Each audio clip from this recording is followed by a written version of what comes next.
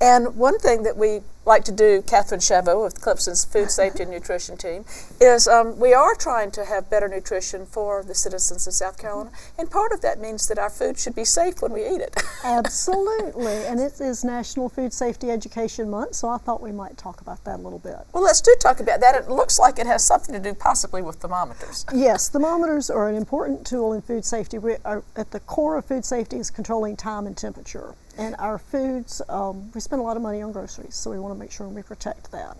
So if we don't keep food at the right temperature and we don't cook it properly, we may serve somebody something that may have some of these unpleasant microbes in it. I brought my frenemy right back with me tonight. We don't want him to come to dinner. We want to minimize his growth and kill him too. Who are the people who are most at risk of having a really serious reaction to improperly cooked or stored food? Right. The people most at risk of developing a foodborne illness are children age 5 and under, pregnant women, adults age 65 and older, and those who have a compromised immune system, which is a large group of people. It could be individuals who maybe are going through cancer treatment, taking certain antibiotics, for a long period of time, have multiple chronic diseases.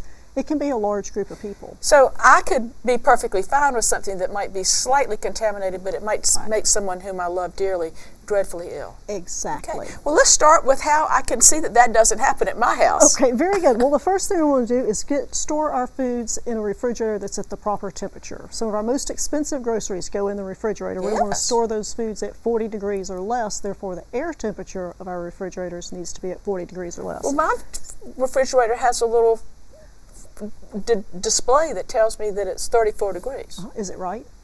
Well, it feels cold. Okay, well, that's one indicator, but to really know, you want to have a second thermometer in your refrigerator. Okay. And that thermometer should read between 35 and 38 degrees. That's the air temperature. That would be a good, safe temperature, so that way your food will be 40 degrees or less. Well, where do I get these little gizmos?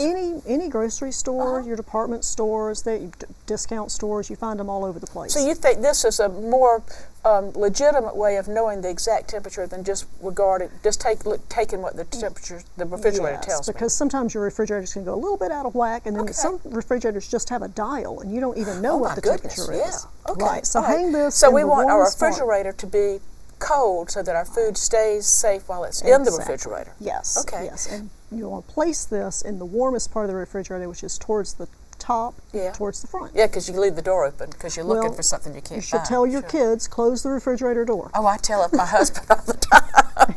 Refrigerators can get kind of chaotic. Yes. Yeah, you're right. Yes. Okay, but then sometimes we're going to be cooking food, and it looks like this looks a little complicated. Right. To me. Well, I brought some of the things that would be used in a commissary food service operation where they're cooking large volumes of food, or restaurant operations, just to show the variety of what's out there. These are all some products that we might use at home. These are all to measure the end point cooking temperature. Oh, but we've got to start and be sure the oven's right. So I guess we should start with this little guy. Right, so you want to make sure your oven is operating properly. So an oven thermometer, once you set your dial, let's say to 350, how do you know it reaches 350? So by having an oven thermometer, again placed in the coolest part of the oven, which is in the middle towards the front again, certainly. Then once the preheating time has passed, you want to check your oven temperature to what you set your oven at to make sure that it is at the proper temperature.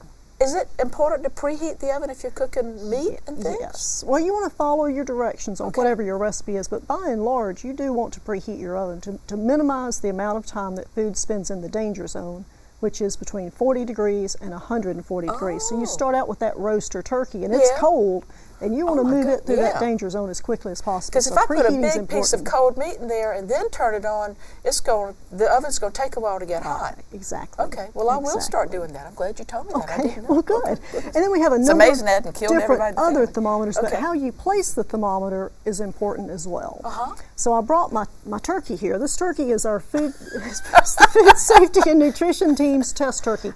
We use this in our Serve Safe classes, and we have taught over 400. In 2016 to date, we have taught over 400 people the Food Safety Certification Manager class using this turkey. I'm proud of this turkey. He's been around. It's a well-worn turkey. But to place your thermometer, you want to put it in the thickest part of whatever you're cooking. And then sometimes you want to test it in more than one place. So you angled it down, not towards the bottom where it would... Right, but to follow that meat, into the middle of muscle, the... Yeah, into the muscle, you want to make sure you don't touch a bone, because the bones are hotter, you'll get a false reading. Oh, all right. And you don't want to go all the way through and hit the pan, because that'll give you a false reading. It'll be too hot. And then for thin things, I like to mention this too. This is our little fake hamburger. Because we don't have a kitchen here.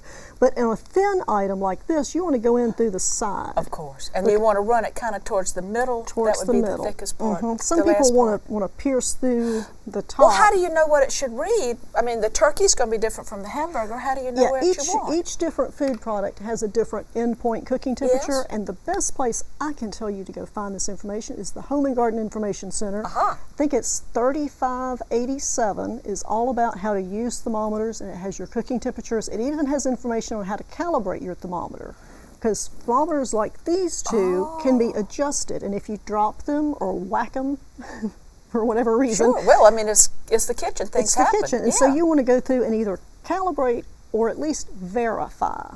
So I have seen these thermometers that are 10 to 15 degrees off. Oh my goodness, and that really could put you in the danger zone. It really could, yes. So you want to be really careful. It's not hard, you just want to manage that time and manage the temperature to keep your food safe. Well, I actually have learned something tonight. I am so delighted that you came and told me this, and I will go home and try to do a better job and make sure that when I have people over or my family, that everything I give them is nutritious and it's not going to give them any bad side effects. Okay, and if you ever have any questions, just give us a call at a local extension office or call the HGIC. We'll help you out. Katherine, thank you so much, and thank you for all that the Clemson Food Safety Nutrition team does. And I think y'all are going to have a big presence at the South Carolina State Fair, and so if people come to the fair and come to the Ellison building, there'll be horticulture and agricultural people there from Clemson, and also y'all will be there so people can bring questions and learn from you there. We'd love to get some questions at the fair. I'm looking forward to it. Thank you so much.